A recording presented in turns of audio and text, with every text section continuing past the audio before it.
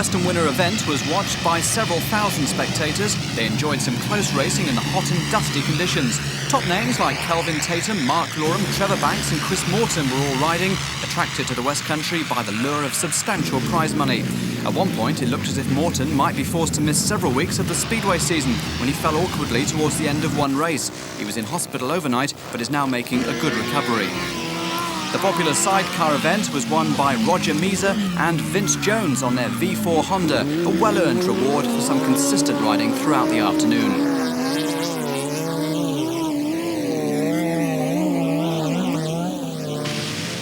The solo event turned out to be very competitive, and with riders complimentary about the Whimple surface, there was plenty of close racing. Top honours went to Newquay's Willie James, who beat Mark Loram and Peter Lloyd in this dramatic final late in the day.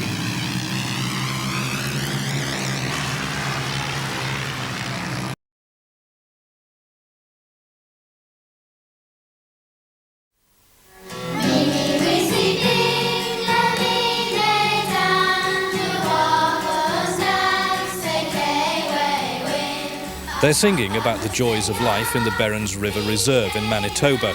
The language is that of the Ojibwe Indians who live there. The song was sent to them on tape by the head teacher of the Indian school after a visit from a student at St Luke's College in Exeter. It took a little time to pick up the language, but it's the first step towards learning more about the Red Man's way of life. The children here are now working on projects on the history, geography and economics of the region. And they're learning that there's little truth in some of the popular myths about the North American Indian. We saw a film about the chief and what he says about the country earlier, and all the places in it, and quite a few of the people are white, they're English, and not many Canadians.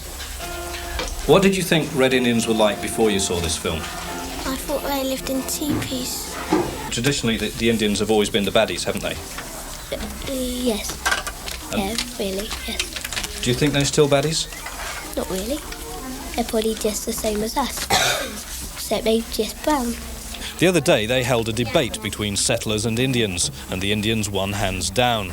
I said that we would give them telephones and they could contact people from miles away. And what did they say to that? They said it would pollute the air and kill all their animals. And what did they think of the idea of people taking over their land? They thought they didn't like it because they thought we would kill all the animals and things and put oil rigs under the ground and things like that. We respect our animals and that we don't kill them for the sake of killing. What do you think of the Indian way of life generally? I think it's quite good. How about you, Helen? Yeah, The children of Whimple have sent photos, letters and even a song of their own across the Atlantic, and they're now waiting for more information about life on Berens River.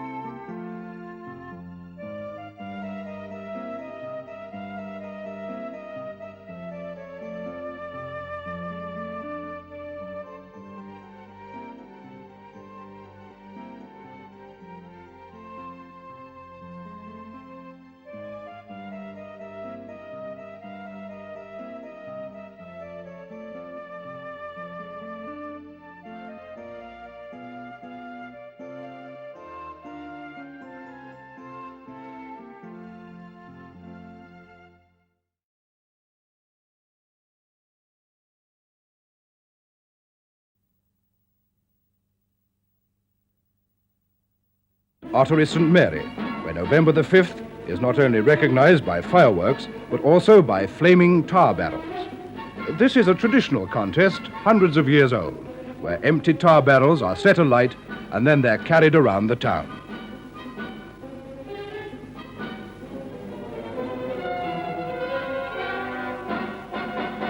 The man who can carry one of these lethal weapons furthest, even asbestos gloves aren't precaution enough, is proclaimed the victor.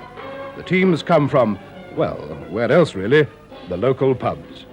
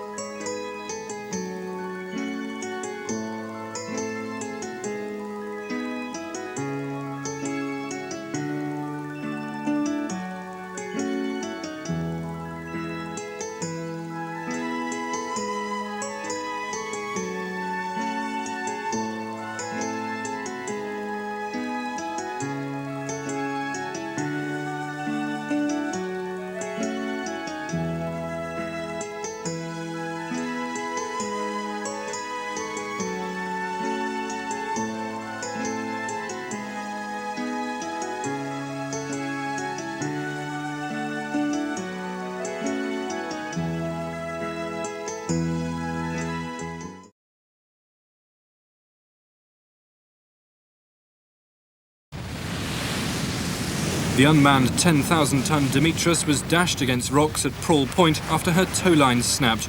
They'd broken 23 miles offshore, but Force 11 winds made it too dangerous for tugs to go alongside. Their crews were forced to stand by and watch as she was driven towards shore. Once there, the waves made short work of her, ripping her hull in half. After about 20 minutes, she broke her back, and another half an hour after that, she actually broke into 2 sections, as you can see it behind me. Diesel from the engine room has polluted the shore, but coastguards say it's not serious. High winds drove other vessels into harbour, and both the higher and lower ferries at Dartmouth were cancelled as the normally tranquil estuary was whipped up by the gales. Further inland at Clyst St Mary near Exeter, the Clyst was only just squeezing through the medieval arches of the village's Redstone Bridge. It wasn't the only river threatening to burst its banks. The Dart and Axe were also in danger of wandering. Devon's emergency control room posted a red alert as the waters crept higher. Staff at County Hall are keeping a weather eye on satellite pictures as the winds change direction. Tonight, there's a new threat. The prospect for tonight are that the rain will clear away from the county and that the sky will clear. That will then lead us to a potential frost problem in the morning with temperatures predicted at around about 0. That could lead to icy patches on roads, particularly on minor roads, which won't, of course, be treated. The clean-up operation following the 5-day storm 2 weeks ago cost £750,000. Today, 182 men were out, along with 94 lorries. It wasn't all gloom, though. 4 canoeists from Alternative Surf Watersports in Exeter were making the most of the Ex's muddied writhings, pitting their skills against the torrent of water foaming over Trews Weir.